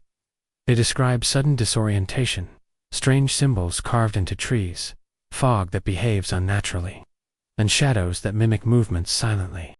Some vanish for hours, only to be found on the other side of the ridge, with no memory of how they got there. Others claim they can hear whispers calling their names, or see figures just beyond the edge of vision. Local guides avoid the area, and even the most experienced hikers speak of an oppressive feeling, as though the forest itself is alive and aware of every step taken. Whispering Ridge remains a place of mystery, a section of the Appalachian Trail where reality seems fluid. Time loses meaning, and a silent presence lingers, waiting for those who stray too far from the path. For the people who vanished, and those who survived encounters with the ridge, the forest is no longer just a collection of trees, and trails. It is a living entity that observes, manipulates, and consumes, reminding all who venture there that some places are not meant to be understood, only feared. The story of Alicia, Mark, Jenna, and Luis became one more legend whispered among the Appalachian Mountains, added to the countless accounts of shadows and voices that carry through the ridges. A stark warning that in these woods, the line between the seen and unseen, the living and the lost, is far thinner than anyone dares imagine. Let's move to our 13th story. In the summer of 1998, the quiet town of Banner Elk, North Carolina, found itself shaken by a series of disappearances that no one could explain. The area, surrounded by dense forests and jagged ridges, had always carried a sense of isolation. a place where the mountains seemed to hold secrets in their folds. It was during the heat of July that 14-year-old Samuel Price vanished without a trace while hiking near the headwaters of the Elk River. A young boy known for his curiosity and adventurous spirit. What made the disappearance even more unsettling was not just that Samuel had vanished, but that he had been seen in the days leading up to his disappearance behaving oddly, as though someone or something was guiding him. Samuel's mother, Martha, reported that he had been drawn to the forests in the weeks before he went missing. He spoke of a man in white who had appeared to him while playing near the riverbank. Someone who seemed kind and patient, yet his presence left Samuel uneasy. He claimed the man would whisper secrets about the mountains, about hidden trails, and forgotten caves. His parents, like most adults, dismissed these tales as childhood imagination. But Samuel grew increasingly withdrawn, sketching strange symbols in his notebooks, patterns of spirals and jagged lines that made little sense to anyone else. On the morning Samuel disappeared, he set off on his own, claiming he wanted to find the hidden waterfall the man had told him about. Local authorities combed the area for days. The dense forest was treacherous, filled with steep inclines and hidden crevices, but searchers were baffled. There were no signs of a struggle, no footprints leading into the river, not even a discarded water bottle. It was as though Samuel had simply evaporated into the mountain air. Weeks later, an amateur hiker named Frank Donovan stumbled across something unusual deep in the woods. A series of crude stone markers arranged in a spiral formation, each etched with symbols resembling those Samuel had drawn. At the center of the spiral lay a small patch of scorched earth and a single, pristine white feather. Donovan photographed the site and reported it, but by the time authorities returned with proper search teams, the markers had been disturbed, the feather gone, and no evidence remained. The only clue was the faint, lingering smell of smoke and something sweet, almost floral. Over the next several months, more children disappeared from the surrounding counties, all with one thing in common: each had been seen wandering near rivers or creeks, often speaking of a white figure, before vanishing. Panic began to settle over the region, and parents grew fearful of allowing their children to play outdoors. Authorities attempted to piece together a pattern, but the incidents were sporadic, scattered across the ridges and valleys. There was no trace of abduction, no signs of struggle, nothing that could explain the sudden absences. Local legend began to resurface. Stories of the White Wanderer were whispered among older residents. A spirit said to haunt the mountains, appearing to children who wandered too far from home. The spirit was sometimes described as benevolent, guiding lost travelers back to safety, but other times it was said to lure children into the forest, leading them to vanish for eternity. Some speculated it was the ghost of a settler who had lost his family in the mountains centuries before, now cursed to wander the woods in white, collecting the innocent. In 1999, a breakthrough came, though it provided more questions than answers. Samuel's notebook was returned by an unknown source, left anonymously at the town library. Its pages, once filled with childish doodles, were now covered with detailed sketches of the forest, the rivers, and strange symbols surrounding figures cloaked in white. The final page contained a map of the mountains, with a path marked in spirals and a single note scrawled in shaky handwriting: "They are patient. They wait in the shadows." The handwriting was unmistakably Samuel's, yet it appeared older, as though he had aged in some way while writing it. Over the next few years, some of the children returned. When they were found, they were disoriented, often mute for days, and unable to recall how they had survived or where they had been. Their families reported subtle changes. The children seemed older in ways that did not match the calendar. Their eyes darker, their expressions distant. Occasionally, they would mutter about the man in white, or the spiral waiting. And each time, the adults felt a cold dread, as though a presence hovered just beyond hearing. Researchers, who later examined the area, noted peculiarities in the environment.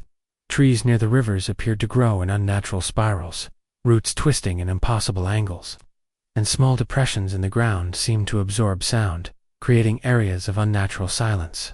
Wildlife was scarce along the paths where the children had disappeared, and hikers reported strange sensations: sudden chills, the feeling of being watched, and glimpses of white figures moving at the edge of vision.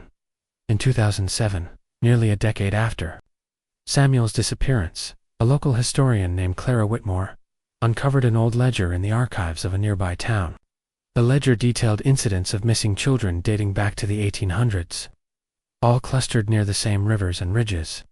Each entry mentioned faint sightings of a pale figure and strange spirals drawn in the dirt or carved into trees. Some of the older entries even referenced warnings from native tribes about wandering spirits that preyed on the curious, drawing them into hidden realms of the forest. Clara's findings reignited local interest in the phenomenon. Investigators, folklorists, and journalists began documenting the stories, piecing together a chilling pattern. The disappearances were not random. The children were drawn to water, drawn to solitude, drawn to curiosity. And always, there was the figure in white, patient, waiting. Researchers speculated that the entity was not limited by physical space, that it might manipulate perception, time, and memory to ensnare those who approached. By 2015, the legend had taken on a new layer of terror. Children who had previously returned began reporting dreams recurrent, vivid visions of rivers twisting into spirals, of white figures floating above the water, of hidden caves with glowing symbols etched into the walls. They spoke of being watched and guided simultaneously, as though someone or something was teaching them a language of the mountains. Psychologists dismissed the claims as post-traumatic hallucinations, but families swore the children were telling the truth. The White Wanderer became more than a local legend. It evolved into a cautionary tale told in schools, around campfires, and among hikers. The forests of Banner Elk and surrounding ridges were approached with a new reverence and fear. Some claimed that the entity was a collector of innocence, a guardian turned predator, or a spirit that tested curiosity with a price too high to pay. Others suggested that the spiral scene carved into trees, drawn in the dirt, or appearing in children's sketches, were a kind of map or ritual, a language of another world that humans were not meant to understand. Even today, hikers report seeing fleeting glimpses of a figure in white along the Elk River trails. Some have found feathers, perfectly preserved, lying in patterns resembling spirals. Occasionally, children's laughter is heard in empty clearings, distant and echoing, yet no one is there. Scholars and locals alike agree on one thing: the forest holds secrets that reach beyond comprehension, and those who wander too close to the rivers and spirals may never truly return. Samuel Price's disappearance remains unsolved. Though he was briefly seen among the returned children, he aged in ways that defied explanation, and his demeanor carried the weight of someone who had glimpsed things beyond understanding. The White Wanderer legend endures, a chilling reminder that curiosity in these mountains comes with a cost, and that the rivers and spirals of Banner Elk may hide more than beauty. They may hide a patient watcher, waiting for the next soul to follow the path into the unknown. Let's move to our 14th story. In the shadow of Mount Rogers, Virginia's highest peak, lies a quiet stretch of the Appalachian Trail that most thru-hikers hurry past without much thought. Locals refer to it as Devil's Elbow, a crooked bend in the trail where compasses spin wildly, GPS devices fail, and the air turns strangely still even on windy days. The forest there grows dense and ancient, heavy with moss and twisted limbs, and the birds don't sing as loudly. In early spring of 2006, two sisters Elaine and Patricia Harrisett off on a short backpacking trip through the area. They were seasoned hikers, daughters of a Forest Service officer, and both had grown up exploring Virginia's backwoods, but they never came home. Their last known contact was a voice message Elaine left on her mother's answering machine. Her voice was hushed, urgent. "We're near that weird bend. Patty's not feeling right. I think we're being followed, or watched.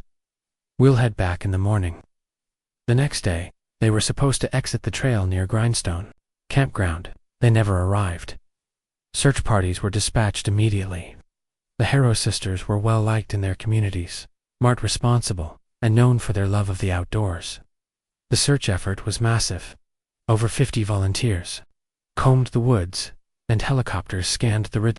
Dogs caught a faint scent that led them toward Devil's Elbow, but then stopped dead in their tracks. No gear, no clothing, no sign of a struggle.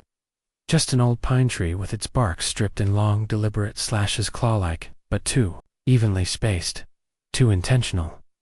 Then came the photos. A week after the search began, a digital camera was found tucked into a tree hollow, not far from where the trail curved sharply east. It was Elaine's. The SD card inside was intact. The first few images were typical Patricia, smiling at the trailhead. Both women laughing beside a tiny waterfall, boots by the fire, steam rising from tin mugs. Then came a photo of Patricia, standing alone in a foggy clearing, looking off-frame, with an unreadable expression. Her body was slightly turned, as if she had heard something. The next photos grew stranger. One showed a figure in the background, barely visible in the mist. It looked humanoid, but tall, disproportionately so. Another showed the same clearing, but Patricia was gone. In her place, a cluster of animal bones arranged in a spiral, and a set of handprints pressed into the mud. Not human handprints. And then, the final photo. A close-up of Elaine's face, her eyes wide with fear. Her mouth partially open, as if gasping. Behind her, a pale shape, barely distinguishable, but undeniable. The camera was sent to forensics, but results were inconclusive. The official story was that the sisters got lost, maybe fell into a ravine or suffered hypothermia. But nobody who saw the photos believed that. And more chillingly, no bodies were ever found. That would have been the end of it, but in 2011, 5 years after the Harrow sisters vanished, something deeply unsettling happened. A hiker named Royce Danner staggered into a ranger station just south of the Devil's Elbow stretch. He was barefoot, bleeding, and incoherent. When he calmed enough to speak, he told a story that made seasoned rangers go pale. He said he had gone slightly off trail to relieve himself and stumbled on what he thought was an old hunting shelter. But inside were signs of habitation, recent. Blankets, bones, feathers, jars filled with cloudy water. There were drawings on the walls, symbols, spirals, handprints, and what looked like portraits done in charcoal. 2 of the faces looked very familiar. Elaine and Patricia. Royce said he'd run as soon as he realized what he was looking at. But the woods had changed on him. It wasn't just fog, he kept repeating. It was like the forest moved. Trees closed in, paths reversed.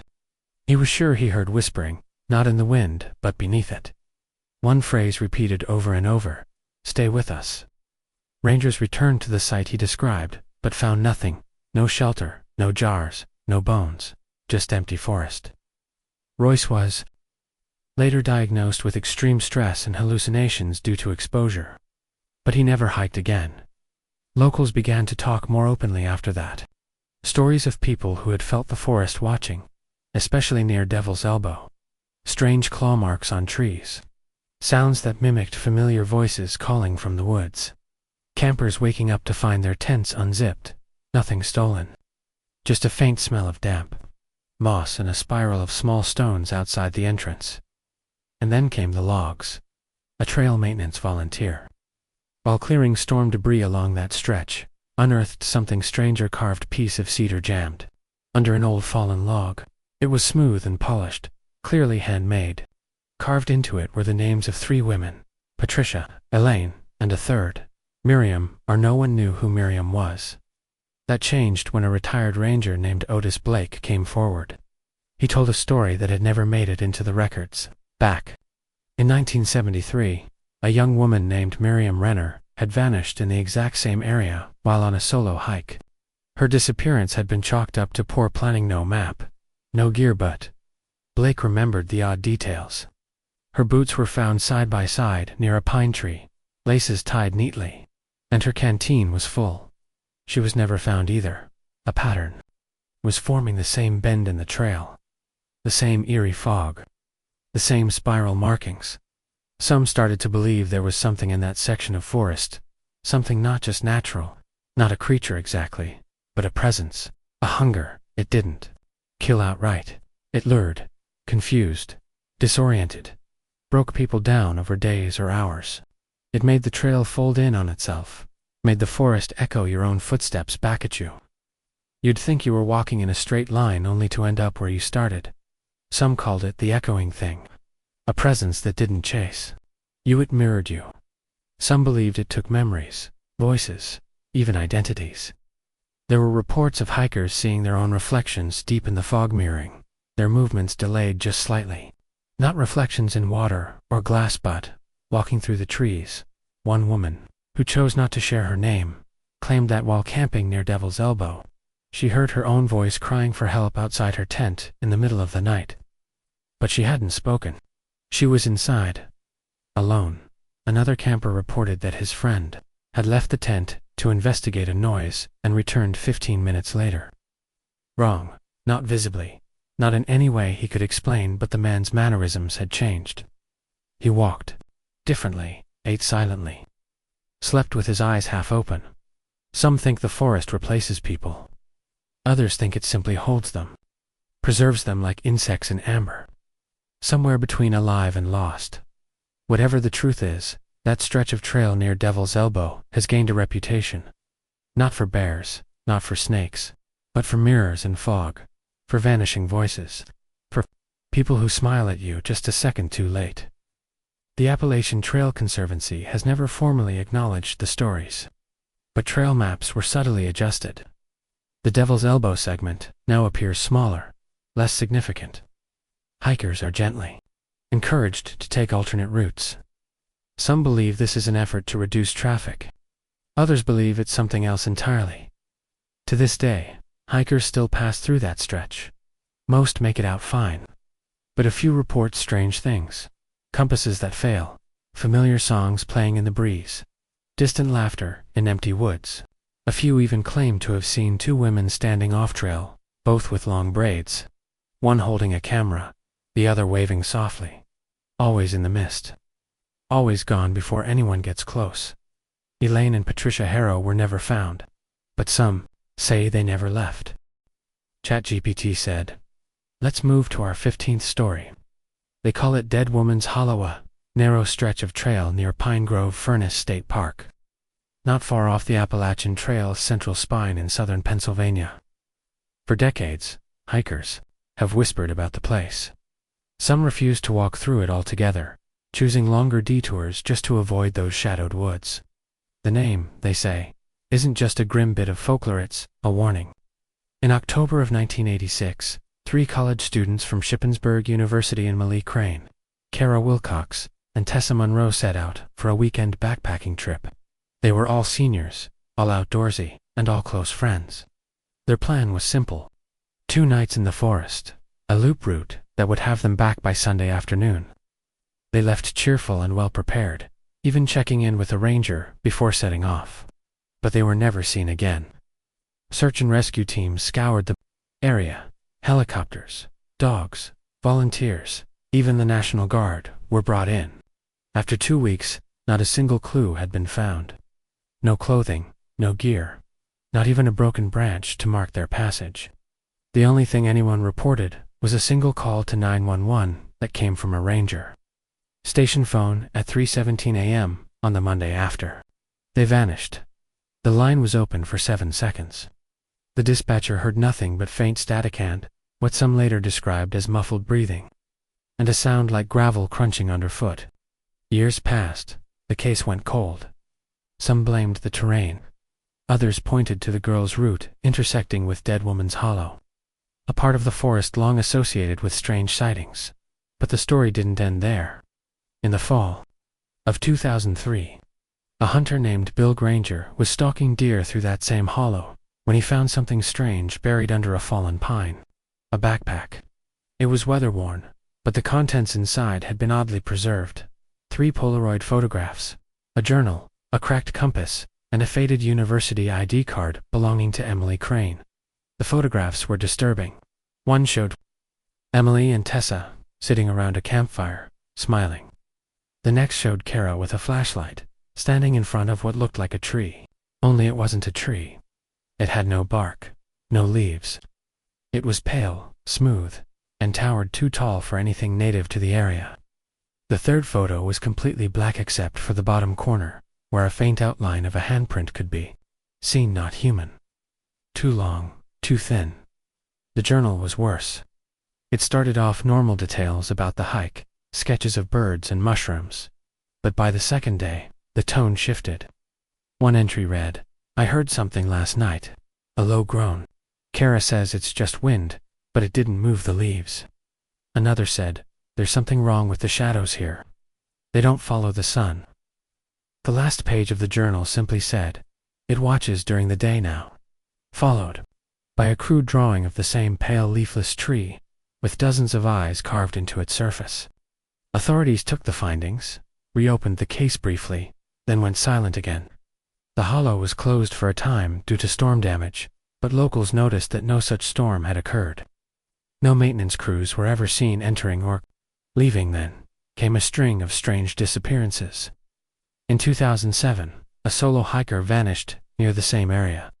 In 2011, a trail runner's GPS tracker pinged wildly for 10 minutes before going dead. He was never found. In 2016, a pair of wildlife researchers entered the hollow to install motion-triggered cameras. They didn't return for 4 days. When they emerged, disoriented and frostbitten, they both refused to speak about what happened. One later took his own life. The other moved across the country and changed her name. But in 2019, something surfaced that reignited the entire mystery. A YouTuber who explored abandoned locations posted a video titled Trail to Nowhere, Pine Grove Furnace. It was filmed near dusk, the camera shakily moving through Dead Woman's Hollow. About 7 minutes in, he turns abruptly and zooms in on something in the distance. A figure, still thin, almost blending into the pale bark of a tree. No face, no movement. The video went viral. Viewers slowed it down, enhanced the footage, and noticed something terrifying. In the few frames where the figure appears, there's a flicker in the forest behind it, as if the trees themselves were pulsing, moving in a rhythm not aligned with wind or nature. The uploader later deleted the video and posted a cryptic message. Some places aren't haunted, they're alive. It was enough to make Dead Woman's Hollow infamous among the Appalachian Trail community. Veteran hikers avoid it now. Some believe what lives there isn't a ghost or cryptid, but something older, a remnant, a watcher, a thing that waits, not to harm but to replace. The idea that what vanished might not be gone, but changed. Or worse, still walking the trail, wearing a borrowed face. A former ranger, now retired, agreed to speak anonymously in a local podcast. His interview was short, strained, and filled with long silences.